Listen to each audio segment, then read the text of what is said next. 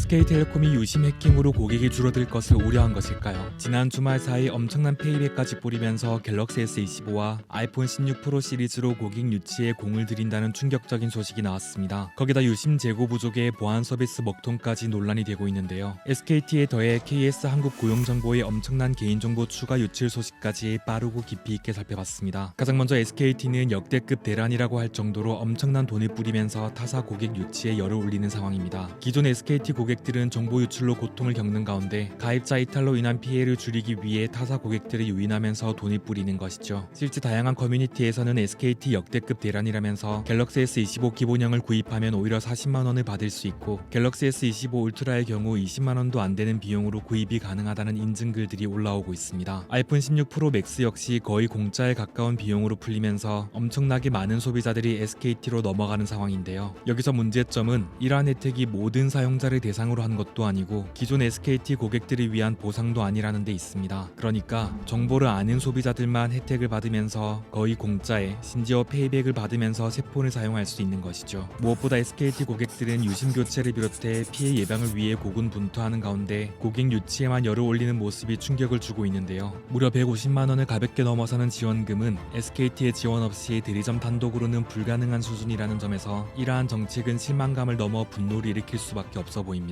그렇다면 유심 해킹에 대한 대응책은 어떨까요? 우선 현재 100만 개에 불과한 유심 재고는 5월 말까지도 500만 개에 그친다고 하는 만큼 SKT 알뜰폰을 비롯해 무려 2,500만 명에 달하는 소비자들의 20%만 교체가 가능할 전망입니다. 하루도 아닌 불과 몇 시간 사이에도 해킹과 피싱 범죄가 일어날 수 있는 상황에서 수개월이 걸리는 유심 교체는 아무런 보호가 되지 못하는 것이죠. 그렇다고 유심 보호 서비스를 가입하는 것도 완전한 해결책은 아닌데요. 이미 해외에 나가 있는 소비자들은 신청도 불가능한 데다 서비스를 가입하면 기기 변경도 할 수 없어서 불편을 겪어야 하기 때문입니다. 무엇보다 유심 보호 서비스 가입도 명의 도용 방지도 우리가 직접 해야 하는 데다 유심 교체도 우리가 발품을 팔고 시간을 내서 찾아가야 한다는 점도 이해가 되지 않는데요. 보안 사고가 일어나지 않는 것이 최선이겠지만 보안 사고라는 특수한 경우에 맞춘 빠르고 안전한 대응책이 있어야 하는데 현재로서는 모든 소비자들이 직접 알아서 해야 하는 주먹구구식 미봉책이라는 점에서 아쉬움을 더하는 상황입니다. 하지만 SKT 유심 해킹보다 더욱 충격적인 KS 한국 고용 정보의 민감 정보 유출이 더욱 큰 파장을 불러올 가능성도 많습니다. 여기에는 비밀번호와 계좌번호뿐만 아니라 주민등록증이나 운전면허증 사본부터 통장 사본,